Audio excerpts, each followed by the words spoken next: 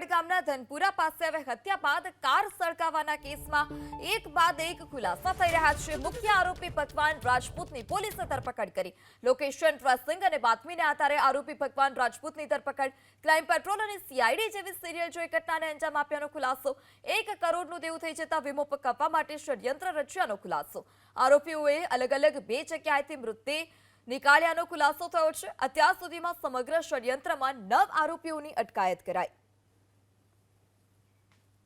તે વખતે એવું જણાઈ આવતું હતું કે જે કારના માલિક છે એટલે કે દલપતસિંહ કરશનસિંહ પરમાર તેઓ સળગી ગયા છે એક્સિડન્ટ થવાથી અને તેમનું મૃત્યુ થયું છે કે એક આખો પ્લાન હતો કે જેમાં એ વ્યક્તિ જેની ઉપર દેવું થઈ ગયું છે 1 કરોડથી વધારેનું અને તેની પોલિસી પાકી જાય તેના માટે થઈ અને તેણે કોઈની ડેડ બોડી હતી એને સળગાવી દેવાનો પ્રયત્ન કરેલો હતો અને ગણતરીના દિવસોમાં જ 7 જેટલા આરોપીઓની ધરપકડ કરેલી છે અને સાથે સાથે 2 યુવકો કે જેમણે લાશ બહાર કાઢવાનું કામ કર્યું હતું તેને પણ અટક કરેલી છે।